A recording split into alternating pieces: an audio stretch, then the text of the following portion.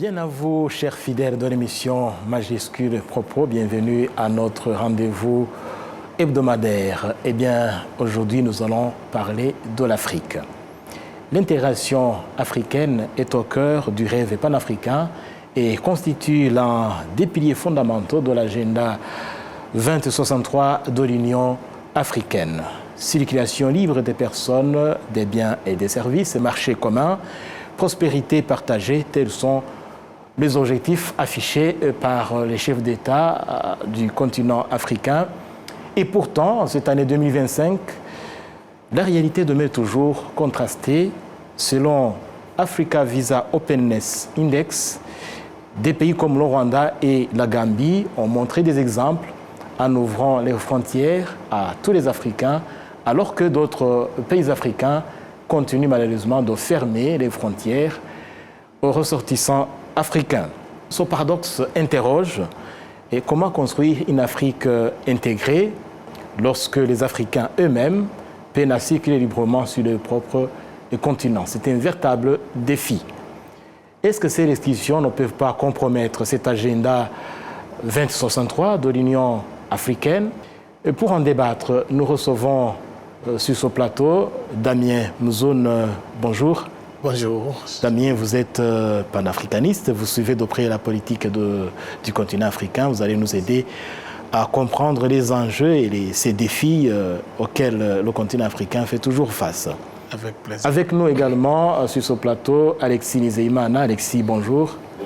Alexis, vous également, vous êtes analyste politique, vous suivez de très près la politique africaine. Vous allez nous aider à comprendre pourquoi en 2025, l'Africain a toujours besoin d'un visa pour se rencontrer en quelque sorte. Et pour commencer, donc nous allons analyser les blocages, les responsabilités politiques, les pistes de solutions pour une Afrique intégrée, réelle et non seulement déclarative. Et puis on va voir si réellement c'est une réalité ou bien c'est une utopie qui sera difficilement réalisable. Pour commencer avec vous, Damien, le panafricanisme prône l'unité, la libre circulation. Comment expliquer que plus de 60 ans après les indépendances, les Africains peinent toujours à se rencontrer facilement? Oui, je suis peiné qu'on revienne sur cette question après des années que nous avions débattu de ces questions.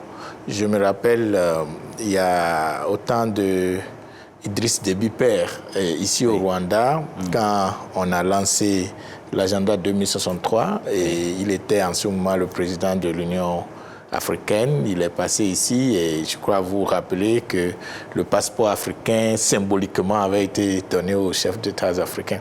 Et je me rappelle sur un plateau de l'Africa 24 où j'étais convié pendant cet événement pour débattre, comme nous le faisons encore aujourd'hui, cette même problématique a été posée.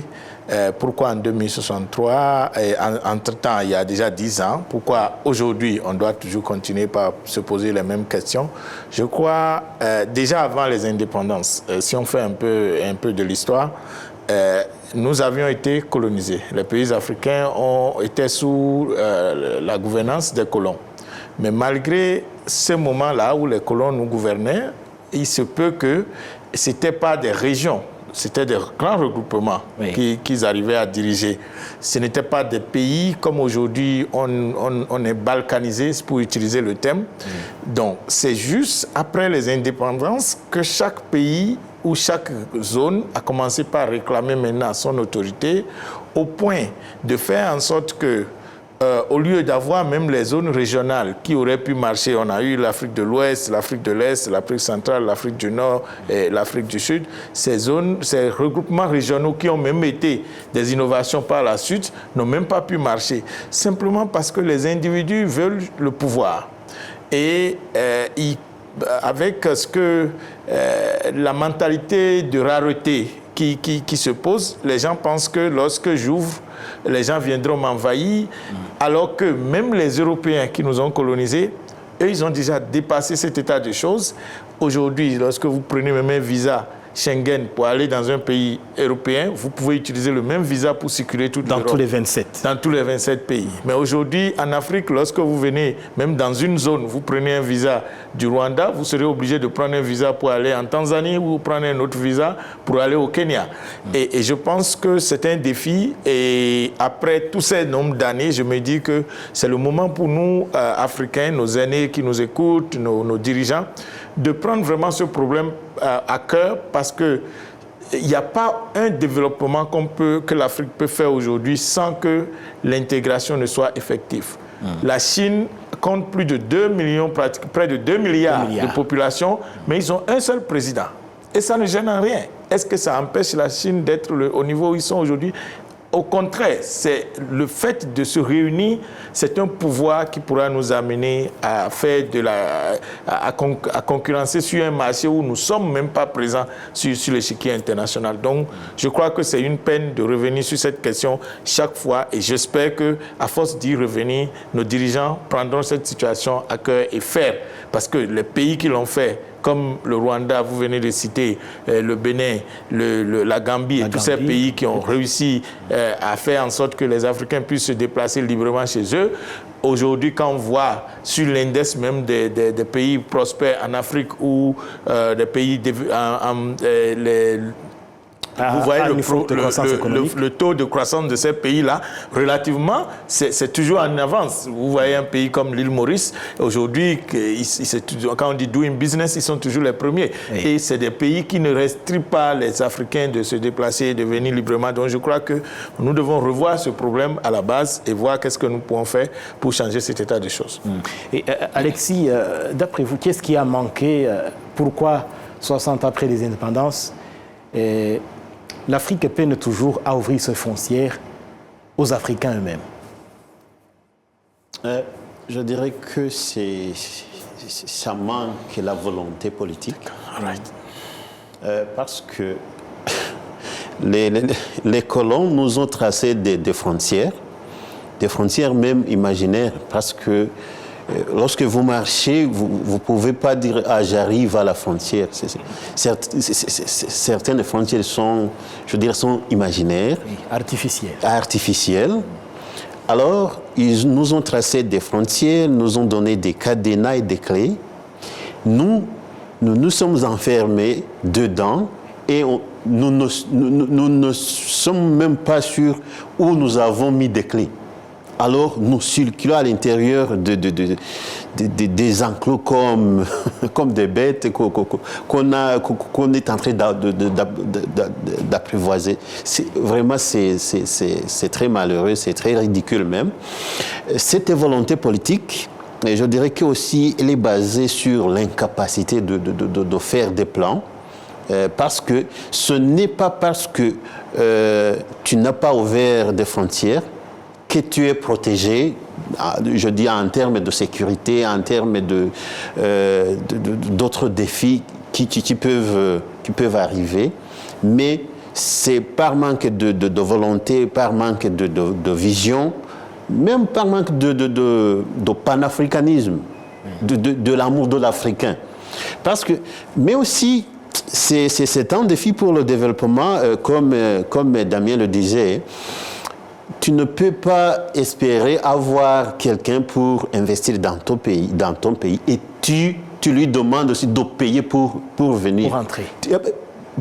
Tu devrais toi-même payer pour qu'il vienne, mais tu l'intéresses de venir et tu lui demandes aussi de payer pour venir explorer des possibilités d'investissement. Celui qui prend l'initiative et doit venir lui-même, vous lui fixez des frontières. Oui, vous leur fixez des prix, des frontières, des barrières. C'est pas logique. Et je dirais en gros, c'est ce manque de volonté politique, mais aussi ce manque de vision, de voir que si tu ouvres tes frontières pour les Africains, tu vas même explorer des possibilités. Parce qu'on a peur de rien. Dire si j'ouvre, je vais accueillir même les malfaiteurs. Mais les malfaiteurs ne vont pas passer par l'aéroport ou bien par des frontières sur des voies terrestres. Non. Les malfaiteurs vont passer dans des voies que tu peux pas toi-même contrôler. Alors, si ces prix de visa, ces restrictions d'entrée, c'est un sous-développement mental, tout simplement. Et justement, vous faites allusion aux craintes manifestées par certaines élites politiques. Et à ce propos, je vais vous proposer l'élément de l'analyste économique et politique François Kanimba. Nous l'avons approché sur ce sujet.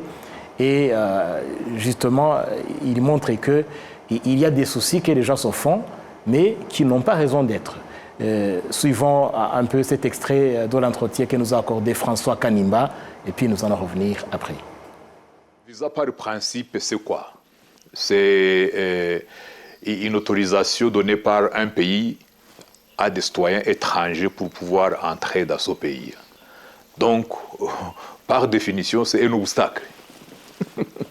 C'est un obstacle. Et dans le contexte d'une région qui vise une intégration économique, normalement, l'allègement de l'octroi ou la facilitation des voyages intrarégionaux pour les ressortissants d'un pays, ça fait toujours partie des principes et des stratégies qui facilitent le processus d'intégration économique, que ce soit au niveau régional ou au niveau continental, comme c'est envisagé dans le cadre de l'opérationnalisation de la zone de libre-échange continentale. Donc, quand on fait une analyse pour comprendre pourquoi les pays africains, certains, c'est pas tous, certains hésitent encore à ouvrir leurs frontières pour faciliter la libre circulation des autres Africains dans leur pays. Il y a plusieurs raisons, mais le plus souvent, dans les pays que j'ai visités, l'une des raisons majeures qui est le plus souvent avancée, c'est la sécurité. La sécurité. Bon, la sécurité, le Rwanda a ouvert ses frontières, ça fait plusieurs années, mais je ne pense pas que cela a été un facteur pour faciliter des terroristes qui souhaiteraient déstabiliser le Rwanda de trouver une voie d'entrée. Hein? Il appartient au pays de construire des institutions de sécurité qui peuvent, à travers leur efficacité, leur méthode de travail, détecter effectivement les visiteurs qui entrent dans un pays avec un objectif de ce genre. Ce n'est pas en bloquant a priori l'entrée dans le pays qu'on va nécessairement réaliser un objectif de sécurité. Ça, c'est une vérité. L'autre problème que j'ai constaté, surtout dans certains pays de l'Afrique centrale où j'ai travaillé pendant les 5 dernières années, il y a certains pays qui sont riches, qui ont beaucoup de ressources naturelles, beaucoup de pétrole, qui, pendant une certaine période, ont pu vivre sans beaucoup de problèmes parce qu'ils ont beaucoup d'argent pour importer tout ce qu'ils veulent de l'extérieur. Et ces pays, en général, ils ont accusé un retard considérable dans les politiques de promotion des investissements dans le pays. Ils ont encouragé purement et simplement les investissements dans les industries extractives, pas dans la promotion des petites et moyennes industries. Et ça, fort de cet état de choses, dans ces pays, vous trouverez que souvent, ils sont parmi les derniers à autoriser ou à relaxer les mesures de facilitation de libre circulation des personnes, que ce soit pour les Africains ou même pour les internationaux qui voudraient venir dans la région. Donc c'est finalement un blocage, mais maintenant il y a une ouverture parce qu'avec le lancement de l'accord de libre-échange continental, il y a une forte pression qui s'exerce sur les États membres de cet accord, parce que l'ouverture des frontières, la libre circulation, le protocole sur la libre circulation des personnes et des biens constitue un des piliers fondamentaux de la mise en œuvre de l'accord de libre-échange continental. Ça, c'est un espoir, mais nous constatons malheureusement qu'il y a encore des pays qui y vont avec beaucoup d'hésitation et très très lentement. Je sais que par exemple, dans certains pays, surtout ceux dont j'ai cité tout à l'heure et qui ont beaucoup de ressources naturelles, ils pensent que faciliter l'afflux massif d'autres Africains des pays voisins va créer un problème d'aggravation du chômage pour les jeunes de leur pays, parce que ceux qui viennent, ils vont prendre une partie de leurs emplois. Ce qui est totalement un faux principe. Un faux principe. Les emplois dans un pays, il faut d'abord mettre en place une politique qui favorise la création d'emplois. Ce n'est pas en mettant des barrières aux frontières que vous encouragez la création des emplois pour les jeunes pays. Il faut plutôt ouvrir pour permettre non seulement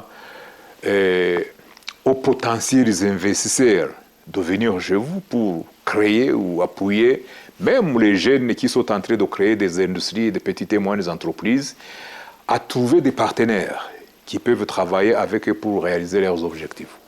Donc,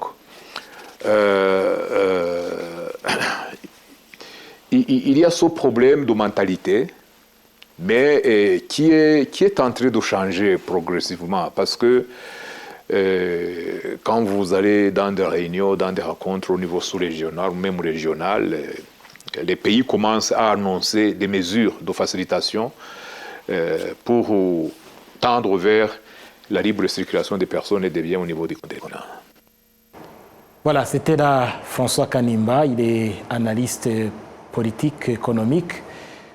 Damien, François Kanimba n'est pas d'accord avec ces craintes qui sont avancées par certains pays comme quoi l'ouverture des frontières aux Africains menacerait en quelque sorte leur sécurité. C'est bien dommage parce que même à cette étape où nous essayons de voir ce qui se passe dans l'Occident, si je veux parler de l'Europe aujourd'hui, vous avez suivi le discours de Donald Trump à l'ONU l'autre fois quand il indexait les Européens qu'au nom de la démocratie, au nom de toutes ces valeurs qu'on les a vendues, que c'est des illusions et que aujourd'hui, lui, il bloque les gens d'arriver aux États-Unis. Et la politique des États-Unis, c'est de bloquer les gens qui viennent chez eux. Et l'Europe, aujourd'hui, qui est dans une situation un peu d'embarras, parce que le fait qu'ils ont aussi été trop loin dans cette ouverture-là semble leur créer autant de problèmes aujourd'hui. Et ces choses, parfois, essaie de servir de point d'argumentation pour certains de nos dirigeants qui se disent bon, ok, si les Européens ouvrent. Au fait, ce que nous disons ici, ce n'est pas d'être naïf. Et je crois que le professeur a bien illustré quand il dit le Rwanda aujourd'hui a dit on ouvre le pays. Et je me rappelle dans une des réunions ici, le président Kagame qui essayait de défendre aussi cet argumentaire disait que en fait, lorsque les gens l'accusaient qu'il ouvre trop le pays et tout, il dit mais qu'est-ce que vous feriez?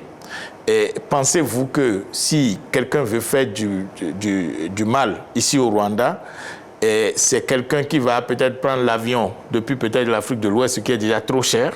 S'il arrive à prendre l'avion pour venir ici, il faut qu'il trouve quelque part pour s'héberger. Il ne comprend pas la langue.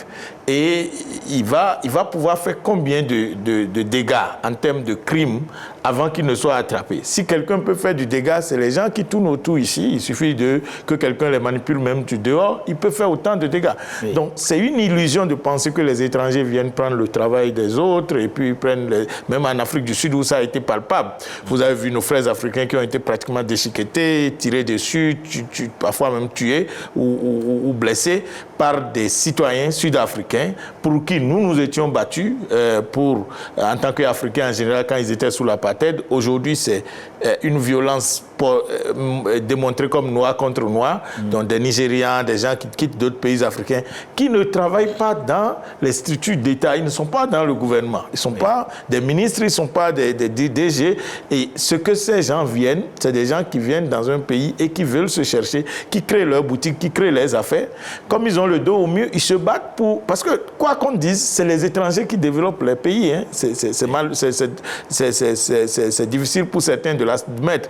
Mais les étrangers, quand ils viennent, ils n'ont rien à perdre, ils se battent et ils créent des emplois dans ce pays. Donc je ne crois pas ces Nigérians qui sont là-bas, ils ne peuvent pas travailler tout seuls. Ils sont obligés de recruter des Sud-Africains pour qui ils donnent du travail. Mais malheureusement, comme on est aliéné parfois mentalement, on prend les choses par revers, on se dit voilà, il faut se battre contre ces gens qui viennent du dehors, alors que c'est dans les échanges. Je crois qu'aujourd'hui, on ne peut pas vivre en autarcie, qui qu'on soit, et même les États-Unis qui le disent, ça a des limites. C'est vrai qu'ils ont atteint un niveau où, bon, ils peuvent pour un petit moment se le permettre, mais ce n'est pas durable parce que ce pays, les États-Unis sont les États-Unis aujourd'hui parce que les étrangers sont ceux qui ont été à la base de la construction de ce pays qu'on appelle aujourd'hui la puissance mondiale. Donc ça veut dire que même les pays arabes ont commencé par comprendre, les Qatar, les Émiratis et tout ça. Vous voyez qu'aujourd'hui, c'est des pays qui deviennent de plus en plus ouverts et vous voyez le niveau de prospérité qu'ils montrent. Donc je pense que la question est claire. Il faudrait que chacun essaie de voir. On ne veut pas dire à nos dirigeants d'être naïfs, il faut qu'ils mettent des mécanismes pour que, au fond, les gens soient déjà éduqués à un certain niveau pour comprendre cette question et que dans la faisabilité, on ne se dise pas, bon, voilà, si des étrangers viennent chez nous, c'est eux qui vont causer l'insécurité et tout, même si cette menace aussi est une menace réelle. Parce que même ici, on a connu des cas où des étudiants viennent, vous les voyez dans des comportements vraiment qui parfois portent à craindre, mais c'est des choses qu'on peut travailler de l'intérieur si on a un système ou des institutions qui marchent. Je ne pense pas que ça pourrait être la raison. Avec des structures sécuritaires efficaces. Ce problème peut être résolu et il est possible de faire de la prévention. Alexis, dans l'extrait qu'on suivait tout à l'heure de François Kanimba, cet analyste politique et économique, il a souligné un point parce que là, ces dernières années, il travaillait en Afrique centrale, il a suivi ce qui se fait là-bas et il a donné l'exemple de là où certains pays peuvent même bloquer les investissements étrangers. Et alors, cette politique de fermeture, si vous essayez de comparer avec cette crainte-là émise par certains pays, comme quoi les étrangers qui viennent vont ravir de l'emploi aux ressortissants des pays concernés, qu'est-ce que vous en pensez? Il y a eu longtemps, une fois qu'on a pensé que l'économie est basée sur des ressources naturelles.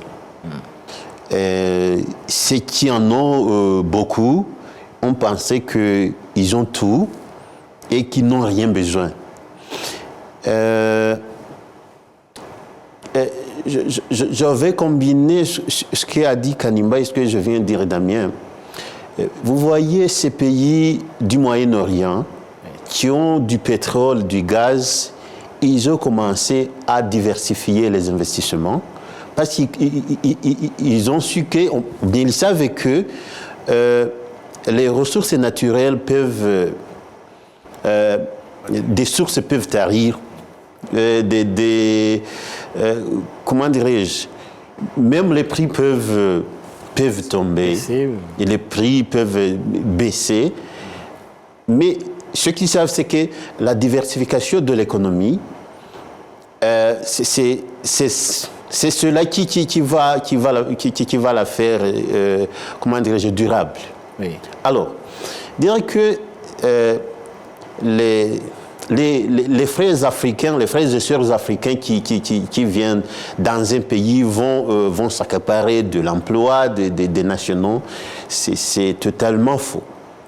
À moins que vous n'avez pas ces emplois. Oui. Ça serait un argument pour dire nous n'avons pas d'emploi, alors pour dire que nous avons protégé nos nationaux, il faut exclure les frères et sœurs africains, mais c'est faux. Vous voyez, dans cette période, on est au XXIe siècle. Oui. les gens savent que il y a beaucoup à faire de l'économie par le savoir-faire, par la manipulation, bien l'invention de nouvelles technologies, que de se baser sur les ressources naturelles. Et c'est ce qui fait déjà honte, c'est que même ces ressources naturelles, ils ne sont pas exploités par les nationaux, les étrangers, mais des autres continents. Alors vous dites que vous protégez, je dirais, ce que vous faites, c'est juste mettre votre population au merci de ces multinationaux qui les exploitent comme une main-d'œuvre moins chère. Alors que si vous acceptez les frères et sœurs africains entrer dans le pays, ça va même changer, je dirais, ça va même changer la façon de passer, ça va changer les mentalités, ça va... Ils vont, je dirais, les uns vont apprendre des autres. Oui.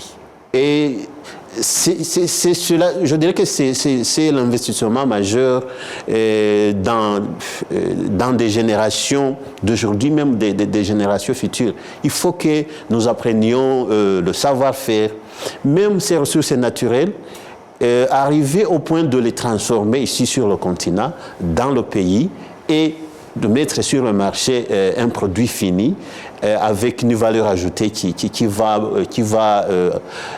rapporter plus pour le pays. Alors, avec cette fermeture, cette exclusion des frères et des sœurs, ça encourage même ces multinationaux d'exploiter les ressources naturelles sans que vous connaissiez autre alternative qui pourrait venir vous, je dirais, transformer même ces structures d'emploi dans le pays, parce que on a beaucoup pensé que, excusez-moi le terme, mais les Blancs, ce sont eux qui ont de l'argent pour investir. Oui. Mais pour les multinationaux, ils ont fait de l'économie il y a longtemps, mais avec ces frères africains, peut-être ils ont des moyens, je dirais, modestes, mais avec cette coopération, ils peuvent former des compagnies modestes, mais qui vont investir dans diverses activités, et ça va booster même l'économie. Alors, cet argument de prendre les emplois des nationaux, vraiment, je dirais c'est utopique. C'est utopique. Oui, c'est une crainte qui n'a pas raison d'être. Et alors, Damien, ces politiques restrictives de certains États africains, n'est-ce pas une menace à l'agenda 2063 du continent africain? Bien sûr. Et quand vous parcourez déjà l'agenda 2063, d'abord l'une des choses qui est frappante, c'est le passeport africain qui va être émis depuis Addis Ababa au siège de l'Union africaine pour les Africains d'ici 2063, comme c'est projeté. Je pense, lorsque vous voyez déjà dans le fond les Africains qui d'abord ont le passeport, c'est une minorité. Je crois même dans certaines cultures, quand vous arrivez à avoir un passeport, c'est comme si vous êtes sorti d'un monde à un autre monde. Et parfois même des gens se hasardent à faire ce genre de comparaison. Ça veut dire qu'avoir le passeport en Afrique, c'est déjà le luxe. Ce n'est pas réservé, donné à tout le monde d'avoir le passeport en Afrique. Et ceux qui ont le passeport, c'est vraiment un groupuscule dans nos pays qui peuvent se permettre d'avoir le passeport. Maintenant, avant même de parler de passeport, et moi je l'ai évoqué auparavant, et quand j'étais étudiant au Kenya, dans une école d'élite où on nous avait demandé d'aller faire des recherches sur le terrain, et le Kenya c'est le plus grand exportateur de fleurs vers les pays occidentaux. Oui. Et parce qu'ils exportent les fleurs vers ces pays occidentaux, quand on était sur le terrain, ce qui m'a le plus choqué et frappé, c'est que les fleurs en question, parce qu'elles doivent être envoyées dans les pays occidentaux, ont des normes de traçabilité qui exigent que ces fleurs aient de carte d'identité et de date de naissance, c'est-à-dire quand la fleur naît, quand il y a un document qui atteste ça, quels sont les produits chimiques qui ont été utilisés, toute cette traçabilité, c'est documenté. Oui. Aujourd'hui, qu'est-ce qu'on demande pour nos populations africaines? C'est qu'on ait l'homme, un être humain qui naisse, parce que j'ai fait la plupart des pays africains, et peut-être pour certains ce serait étonnant de comprendre ici que des gens naissent, et beaucoup d'ailleurs, dans beaucoup de pays africains, sans acte de naissance. Parce que quand tu n'es pas né à l'hôpital, et puis il n'y a pas une déclaration, il n'y a pas un système d'État correct qui arrive à collecter les naissances, il y a des êtres humains qui n'ont pas d'acte de naissance. Et maintenant, parler de carte d'identité. La carte d'identité, c'est le luxe dans beaucoup de pays. Je crois qu'ici au Rwanda, parfois, on peut prendre des choses pour acquis. La carte d'identité ici, je crois, ça coûte Maganatano, c'est à peu près 200 francs CFA. Chez moi, dans mon pays d'origine, la carte d'identité coûte au moins 8 000 francs CFA. Ce qui fait... Et ça périme. D'ailleurs, parfois même des cartes d'identité peuvent périr chaque 2 ans, chaque 3 ans, chaque 4 ans, chaque 5 ans selon les pays. L'identité biométrique d'un individu qui périme, c'est déjà un problème. Oui. Et les populations... bien entendu, oui. Vous avez suivi, ici on a même commencé on va bientôt dériver des cartes d'identité. Pour des enfants, même aux à la étrangers. naissance. Oui, même aux étrangers. Oui. Et les réfugiés, tous ces gens-là. Oui. Et donc, pour moi, je pense qu'on a un problème sérieux si on voit cet agenda 2063 qui doit prendre en considération ces réalités. Parce qu'on ne peut pas s'asseoir à Addis Ababa et dire, voilà, on veut faire un passeport pour les Africains. Qui on cible? Les élites? Les diplomates, ces gens n'ont pas besoin de visa généralement pour aller dans les pays. C'est les populations ordinaires qu'on veut qu'ils aient cette possibilité d'aller et de venir, de la libre circulation des personnes et des biens. Et si quelqu'un n'a même pas d'acte de naissance, pour parler même de carte d'identité, aller jusqu'au passeport national, jusqu'à parler de passeport Union africaine. Et je leur demandais même ici, parce que j'ai eu l'occasion d'intervenir sur leur plateau, et je leur demandais sur le panel, mais la personne qui doit quitter son pays, par exemple un Rwandais, si je dois aller en Éthiopie et que je n'ai pas un passeport déjà du Rwanda, et déjà même il y a des blocages au niveau de l'Éthiopie pour que je puisse avoir le visa pour arriver dans ce pays, comment j'arrive dans ce pays, en Éthiopie, pour chercher mon passeport? Ça veut dire que c'est une question encore d'élite, de privilégiés, malheureusement. Et on a un continent où les gens ont un pouvoir d'achat très bas. Et si on pouvait faire quelque chose pour nos pays, c'est de faire en sorte qu'au moins ces questions, et nos politiciens qui parfois, je ne sais pas pourquoi, ils ne peuvent pas comprendre qu'ils sont là d'abord pour servir le peuple. Et on voit aujourd'hui l'Afrique qui est encore à l'ère au 21e siècle des coups d'État qui nous embêtent, nous tous, parce qu'on se demande comment ça peut être encore possible. Où d'autres dans le monde on a encore ce genre de mots. Et aujourd'hui, c'est parce qu'on a laissé des gangrènes, des gens qui sont comme des animaux, ou même parfois des animaux qui ont des cartes d'identité ou même des actes de naissance. Comment vous voulez que vous soyez en sécurité si vous n'avez pas créé des conditions pour que votre peuple soit émancipé? Et malheureusement, c'est béaba. Et je ne dis pas pour dire que le Rwanda n'est pas fait, mais pour le peu que j'ai vu ici, on ne réunit les gens qu'autour de leurs intérêts, disent les politiciens, mais moi je crois qu'on ne réunit les gens aussi qu'autour des valeurs. Et les valeurs, quand vous voyez, chaque fois le président va en contact du peuple, il voit qu'il y a manqué de l'eau, qu'il y a manqué d'électricité, et il y a de ces questions que l'Union africaine aujourd'hui doit prendre en considération pour l'agenda 2063. Et tant qu'on ne règle pas ces problèmes d'identité, d'acte de naissance et tout ce que je viens d'énumérer, et au-delà même de cela, les voyages, c'est presque impossible entre les pays africains. Le billet d'avion que je dois payer pour aller au Kenya, là, si je prends la moitié de cet argent, peut-être je suis allé au Dubaï pour revenir. Donc, ces questions doivent être résolues pour qu'on parle réellement d'une intégration régionale et que l'agenda 2063 de l'Union africaine ne soit pas un autre document ou des vœux ou des espoirs. Bon, comme on nous dit, vous allez rêver, on vous met dans le rêve illimité. Je me dis, si on doit devenir beaucoup plus réaliste dans l'exécution de cet agenda, il faut prendre en considération ces petites choses, les routes qui doivent connecter les pays. Aujourd'hui, quand vous allez en Europe, les gens sont même fatigués de prendre les avions alors que ça ne coûte absolument rien du tout. Mais ils prennent des trains et vous circulez l'Europe comme vous voulez. Aujourd'hui, on n'a même pas ces infrastructures. Et je crois crois que nous ferons mieux de régler certaines préalables pour que cette question, on n'attende pas jusqu'en 2063, parce que déjà, même moi, ma critique par rapport à cette question, c'est qu'en 2063, qui parmi les dirigeants aujourd'hui seront encore là pour qu'on leur demande des comptes? Parce qu'ils ils doivent rendre compte de leur vision pour le continent, et qu'on met l'agenda 2063 sans mettre quelque chose d'intermédiaire. Déjà, quand on est ici maintenant, qu'est-ce qu'on peut faire?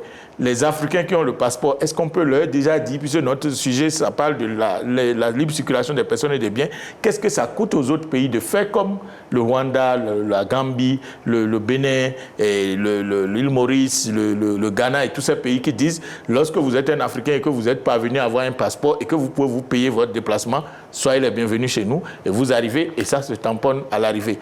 Et je crois que c'est des espoirs que nous avons. Qu'est-ce qu'on peut faire aujourd'hui avant de parler de ce qui adviendra plus tard? Ceux qui ont le passeport déjà, permettons-leur déjà de circuler librement et mettons les conditions de sécurité comme on l'a évoqué ici, pour qu'on puisse déjà savoir qu'on peut espérer sur le rêve là qui est dans le futur. Mais si aujourd'hui j'ai le passeport et que je ne peux pas aller dans un pays africain, et je voudrais même pour ces vacances aller à Lesotho. Mais si je vous montre la liste des choses qu'on me demande pour aller dans un pays comme Lesotho, les documents pour avoir le visa. Pour avoir le visa, si je vous liste les documents, mais vous allez même crier pour dire, mais Damien, pourquoi tu ne vas pas ailleurs? C'est très compliqué. Et c'est très compliqué. Or, c'est les mêmes personnes qui ont été offensées quand Donald Trump a cité leur nom pour dire, voilà un pays dont personne ne sait où est-ce que ça se situe même dans le monde. Et on dit qu'il faut, les États-Unis vont mettre de l'argent dans ces pays dont personne n'a jamais entendu parler. Ils se sont offensés. Mais si vous n'étiez pas ouvert même à vos propres frères africains et que Donald Trump vous insulte, vous vous fâchez, c'est parce que vous-même, vous n'avez rien fait pour cela. Donc, je crois qu'on a du chemin, mais le chemin, il faut quand même qu'on fasse un pas aujourd'hui et espérer que demain sera meilleur. Et justement, Damien, il y a des exemples de certains pays qui ont montré que c'est possible, qui ont tracé la voie que les autres devraient suivre. Et Alexis, vous avez connu le Rwanda, un pays qui n'était pas très hospitalier comme aujourd'hui. Et vous voyez le Rwanda tel qu'il est aujourd'hui, qui a ouvert ses portes aux Africains, et même aux étrangers en général, parce qu'il n'y a pas que les Africains, il y a les pays membres de la francophonie, du Commonwealth, ils sont les bienvenus au Rwanda sans visa. Et Alexis, je sais que vous voyagez beaucoup par votre expérience.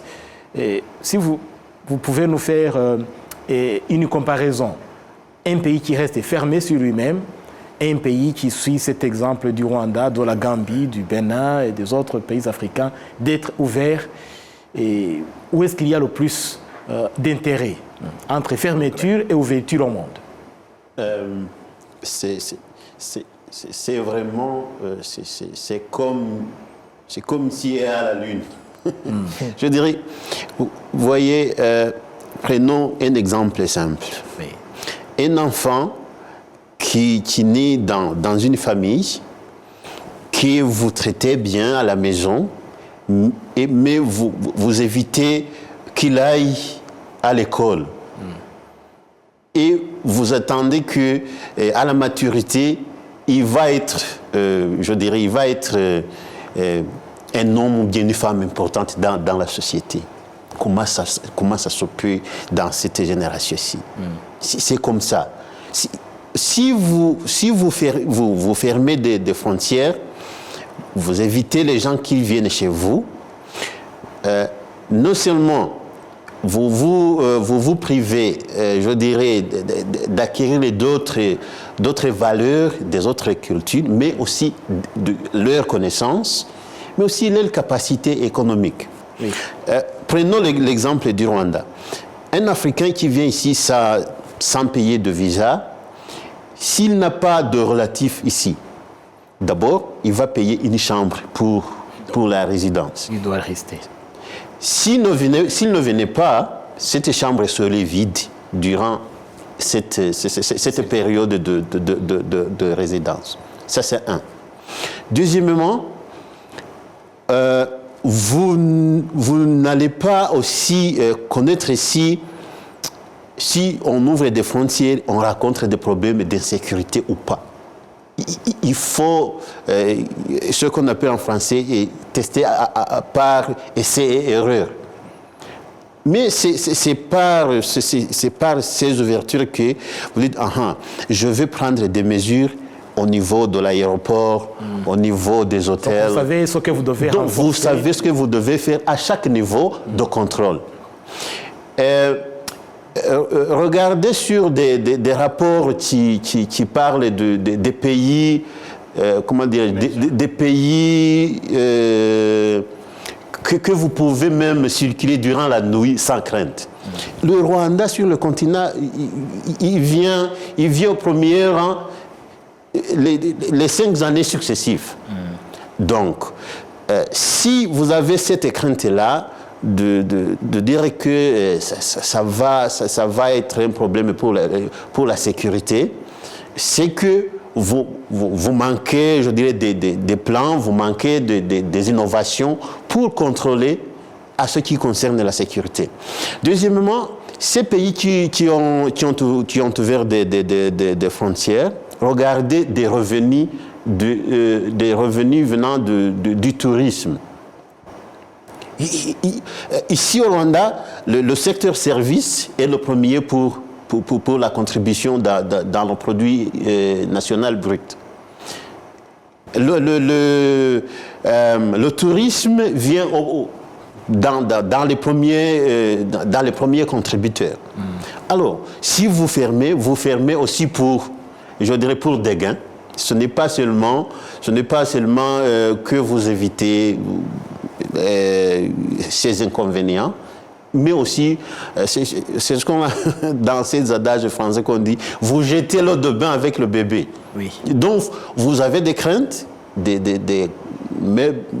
ce qui peut arriver de négatif, mais vous évitez aussi de ce qui peut arriver de positif. Alors, si vous comparez les pays qui ont ouvert des frontières avec ceux qui ont, carrément fermé, vous allez voir des différences dans les taux de croissance économique, dans la contribution des services et tourisme dans l'économie. Vous allez les trouver sur les derniers rangs dans l'innovation des technologies. Ici, vous pouvez demander des services en ligne sans être en contact avec des gens qui donnent le service, et vous acquérez même des documents signés et avec des cachets, avec du stamp, sans que vous ayez vouloir être en contact. Oui, sans faire de déplacement. Vous pouvez même utiliser des téléphones mobiles, des cell phones. Oui. Alors, ces gens-là qui ont fermé, ils se sont enfermés et ils ne connaissent même pas où le monde évolue vers. Alors, c'est totalement différent. Lorsque vous ouvrez aussi pour comment dirais-je, pour des opportunités. Oui. Ah ouais. Et alors, Damien, je sais que parce que vous voyagez beaucoup sur le continent africain, et depuis un certain temps, vous connaissez mieux le Rwanda. Et alors, que perdent concrètement les pays qui refusent l'ouverture de les frontières aux autres facilement, compte tenu de votre expérience, de ce que vous avez constaté partout où vous avez voyagé, et le Rwanda dans lequel vous êtes maintenant? Non, vous savez, la perte est énorme, parce que lorsque vous voyez aujourd'hui un enfant qui vient étudier au Rwanda, par exemple, prenons même un cas aussi simple que ça, et ce que nous avons toujours fait, parce que l'économie de ces pays développés, les États-Unis, l'Europe et tout, qui fait cette économie? C'est ces Africains-là qui amassent leur argent, qui vont envoyer leurs enfants là-bas dans des grandes écoles où ils payent chèrement. Vous voyez des écoles qui coûtent jusqu'à $100 000, $60 000. L'enfant doit s'héberger quelque part, il doit se déplacer. Quand on fait tout ce point, c'est une extraction de notre continent. Et aujourd'hui, on a l'opportunité de se dire, si on peut faire en sorte qu'il y ait ces écoles-là. Ici, par exemple, vous avez vu, quand on parle du cas d'espèce du Rwanda, il y a des écoles même qui se sont délocalisées depuis les États-Unis pour venir s'implanter ici au Rwanda. Et tu viens, tu envoies ton enfant ici au Rwanda, il fait ses études, il sort avec un diplôme comme s'il était aux États-Unis pour étudier, ce qui lui donne l'avantage du contexte africain de ses études. Parce que parfois, moi j'ai été victime de ça, quand vous allez dans ces pays, vous êtes coupé de tout et vous êtes minoritaire, parfois même, vous avez vu les dégâts qu'on a connus avec le temps, parce que je travaille beaucoup plus aujourd'hui avec des jeunes, où les enfants qui vont là-bas, ils reviennent pourris. Je me rappelle même, il y a un discours que le président Kagame avait fait une fois où il disait que je vois beaucoup de parents qui sacrifient même des maisons, ils vendent leurs propriétés, ils envoient les enfants dans les pays développés et ces enfants reviennent pourris. Tout comme si on avait besoin de payer si cher pour pourrir l'enfant, si l'enfant ne pouvait pas être pourri moins cher ici au Rwanda. Donc, ça veut dire que quelque part, il y a ces préoccupations que nous avons et parfois une question d'aliénation qui fait qu'on continue ces blocages. Mais dans le concret, si on prend déjà ce cas d'étude où les gens viennent ici pour étudier, ils doivent louer des maisons, comme ce que mon frère Alexis venait de dire, il y a tellement d'implications où quand un étranger se déplace, quelqu'un qu'on peut appeler étranger, même si aujourd'hui on appelle même nos propres frères et sœurs africains des étrangers, quand ils viennent dans le pays, c'est un boom. Aujourd'hui, vous voyez la culture qui prend un choc parce que les gens qui étaient peut-être un peu renfermés chez eux, sur eux, ils commencent pas à voir que bon, le monde là, on a eu des problèmes comme les autres aussi, bon, on doit pouvoir avancer.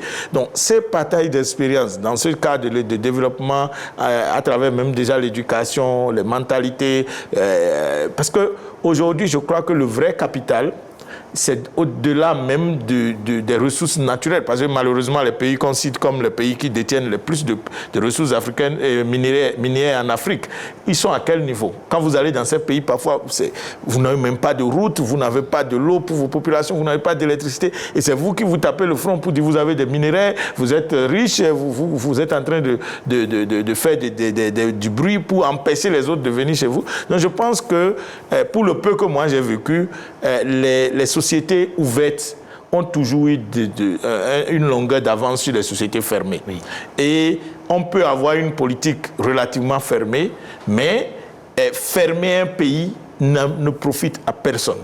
Il faut qu'à un moment donné, quand on voit les faits palpables sur le terrain, il faut que nos pays comprennent que ouvrir le pays, prendre des dispositions sécuritaires, parce que même dans mon pays où j'ai été un peu affecté par les dernières nouvelles, où on ne s'y attendait pas, le coup d'État qui a été manqué chez moi, est-ce que c'est les étrangers qui sont venus faire le coup d'État? C'est des locaux.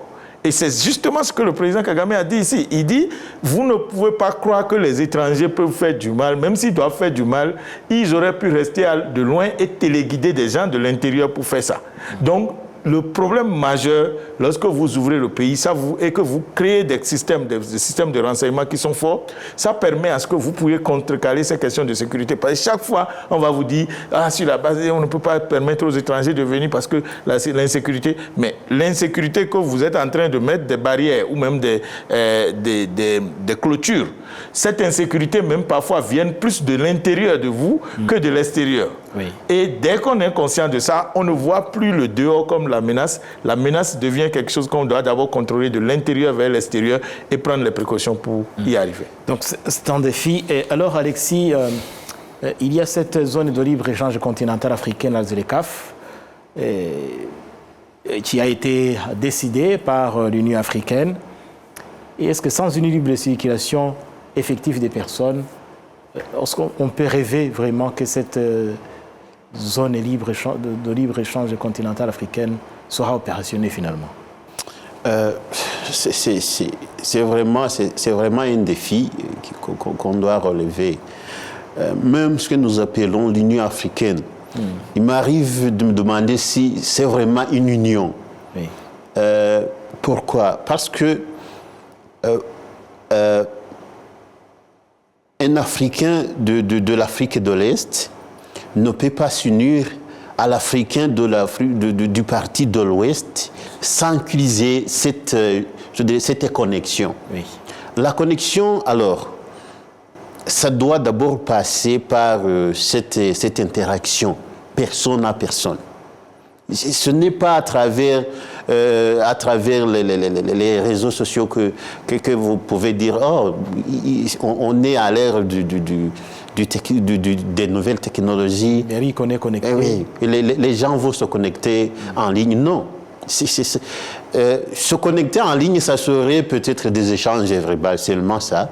Mais si on veut cette union, que cette union rapporte des fruits de développement, que cette union empêche nos frères et sœurs de se noyer dans des mers et océans vers d'autres continents, il faut que cette union soit une union, je dirais, physique d'abord et autre qui va suivre. Alors, cette fermeture d'abord, je dirais que c'est contradictoire à l'union. Si on dit Union africaine, ça voudrait dire que la frontière devrait être à ces océans-là et des mers entre l'Afrique et d'autres continents. Entre l'Afrique et d'autres continents, et que l'autre, c'est une union, c'est une unité, et pour que ces différentes parties du continent, pour que ça forme cette union, il faut qu'il y ait, je dirais, les infrastructures de transport. Les infrastructures de transport et abolir je dirais,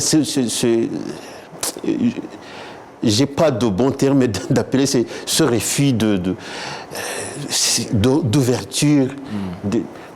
Nous sommes juste des frères qui vivent l'un loin de l'autre. Ce n'est pas un étranger.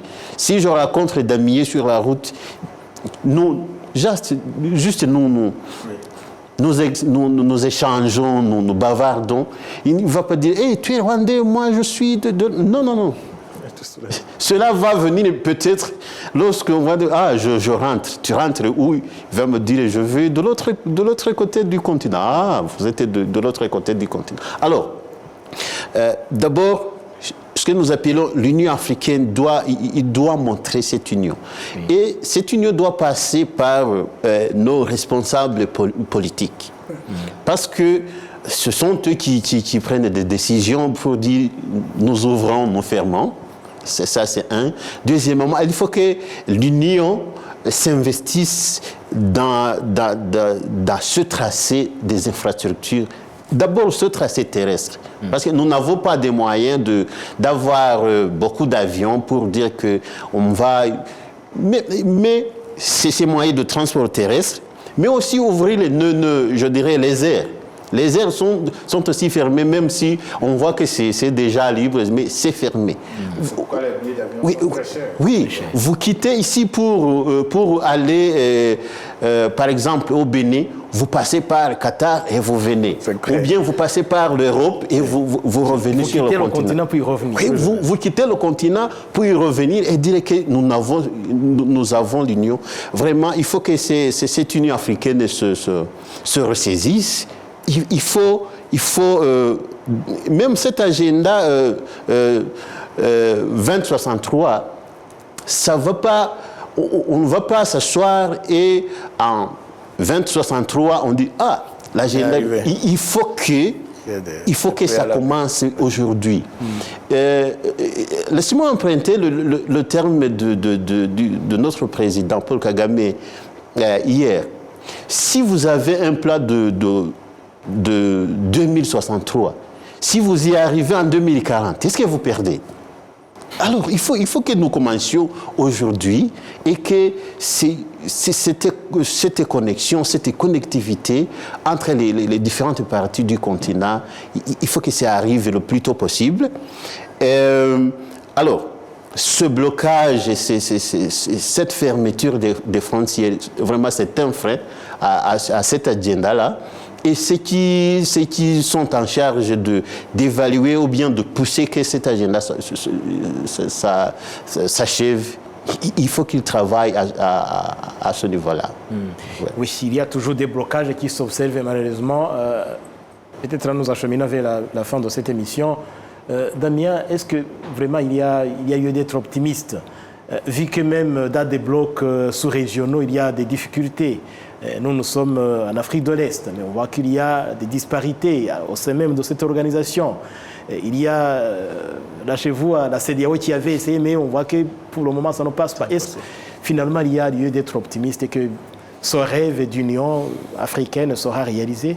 Bon, pour l'honneur à notre époque et à notre jeunesse, je crois que on ne peut qu'être optimiste, mais même si les faits nous disent autrement, parce qu'aujourd'hui, les vrais problèmes qui se posent dans ce continent, c'est d'abord entre les voisins, qui ne veulent pas s'entendre et qui ont toujours des prétextes, et les autres utilisent ça comme moyen, parce qu'à qui profite le crime de notre balkanisation? C'est les gens d'ailleurs, et qui se moquent d'ailleurs de nous, parce qu'ils ont compris qu'on n'a pas compris l'essentiel. Moi, la seule chose qui me donne l'espoir, et c'est d'ailleurs ça qui fait que qui me donne l'énergie de me lever tout le temps, tous les jours, et de continuer à me battre sur ce que je fais. Et le poisson, disaient des gens de chez moi, pourrit pas la tête.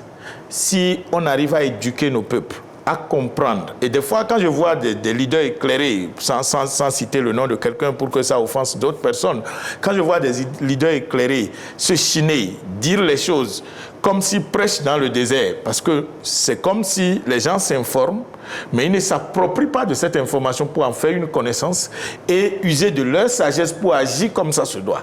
Aujourd'hui, le problème de l'Afrique, ce n'est que les Africains, ce n'est que nous-mêmes déjà qui détestons nos voisins, qui voulons jouer les jeux de lose-lose. On est dans un combat de moi je dois, si l'autre, je dois perdre, il faut que je me batte pour que l'autre perde, pas pour que moi je gagne, je me bats pour faire perdre aux autres. Ces genres d'animosité, je crois qu'il faut qu'on commence par les lever de nous et savoir que nous sommes des frères et que c'est plus facile de dire telle personne ou tel pays qui a évolué, c'est mon pays voisin, plutôt que de vouloir le jalouser et de le tirer par le bas comme ce combat de crabe que les Africains ont toujours été manipulés de loin ou de près à se donner à ces jeux. Donc je crois que nous avons de l'espoir, mais au même moment, la foi même sans l'acte n'est que mauvais. Donc je pense qu'il faudrait que nous puissions agir et que chaque personne à chaque niveau, pas seulement les gens qui ont le pouvoir politique, comme nous le faisons. Nous sommes dans la société civile. Moi je ne suis pas assis ici parce que j'ai un pouvoir. Là-dessus, Damien, je sais que vous, dans votre laboratoire d'idées à une think tank,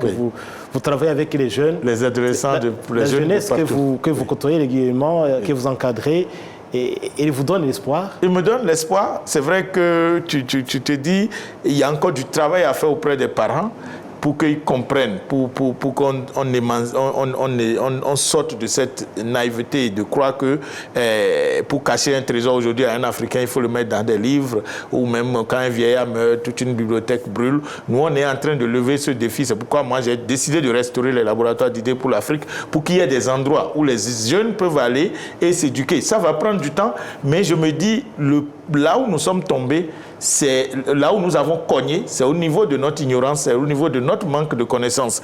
Mais parfois, on se base sur là où on est tombé, que là où on a cogné. Donc, au lieu de traiter les causes réelles de nos problèmes, on se base sur les symptômes, sur ce qui est sur le terrain. Et parfois, on est trop émotionnel au lieu d'aborder les problèmes comme ça se doit. Et moi, ces jeunes aujourd'hui, le travail que je fais avec eux permet qu'ils soient au-delà de la mêlée, qu'ils ne soient plus seulement des êtres émotionnels, comme le disait Léopold Sédar Senghor, que le nègre est émotion et que la raison est laine, ce que je ne partage pas malheureusement, mais je pense que nous allons pouvoir sortir de ces réalités, parce que s'il a fait l'observation et qu'on continue de vivre ça, c'est parce qu'on a dû mis les charrues avant les bœufs. Il fallait faire ce qu'il faut faire et prioritaire, donner les priorités aux priorités. C'est pourquoi je suis optimiste pour ce continent.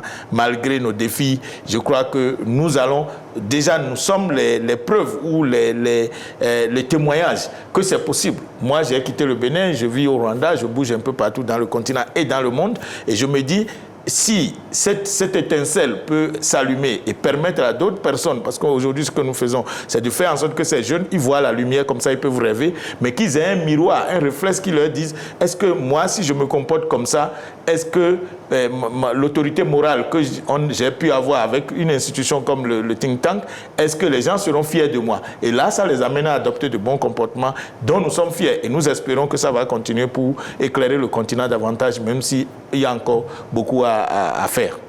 Et mon de clôture également, vous, Alexis, quand vous essayez de regarder la jeunesse africaine aujourd'hui, elle vous inspire l'espoir que finalement, cette union dont on rêve sera une réalité un jour? Oui, même si c'est lent, mais je vois qu'il y a vraiment un espoir. si on regarde la jeunesse rwandaise, si on regarde la jeunesse béninoise, ne pensez pas que si le coup n'a pas été, je dirais, assumé, n'a pas été réussi, c'est parce que la jeunesse ne s'est pas impliquée. Alors, vraiment, c'est un espoir. Si on regarde la jeunesse ghanéenne, si on regarde partout, je dis ces pays qui ont déjà su que si on ouvre aussi pour les opportunités, ça donne vraiment de l'espoir. Aussi, autre élément qui va pousser, qui va soutenir cette jeunesse-là, c'est qu'avec les nouvelles technologies, ce n'est plus la fermeture. Vous fermez les frontières, mais vous n'allez pas fermer les technologies. Oui. Ils vont apprendre l'information. Quoi qu'il en soit, le monde évolue. Oui, la jeunesse connaît ce qui se passe ailleurs. Ils apprennent des autres, ils échangent. Même s'il y a même des rigueurs qui arrivent à fermer même de l'Internet, mais ça donne vraiment de l'espoir. Mais aussi, les émissions comme celle-ci, ça procure de l'information. Les jeunes qui nous regardent, ils disent « Ah, ça se passe comme ça ». Déjà, la fermeté, ce n'est pas un avantage, c'est un frein au développement. Ils apprennent et avec des initiatives comme celle que Damien disait, vraiment j'ai de l'espoir, même si c'est lent, mais ça va arriver vraiment. Oui, il y a lieu d'être optimiste et l'intégration africaine, c'est une nécessité économique et même stratégique. Et l'avenir du continent africain dépend de sa capacité à se penser, à se considérer comme un espace commun. Et voilà, chers fidèles de l'émission Majuscule et Propos, c'est par là que nous allons clore l'émission d'aujourd'hui. Merci à nos deux invités, à Damien Mouzoun, merci d'avoir répondu à notre invitation. Le plaisir pour moi.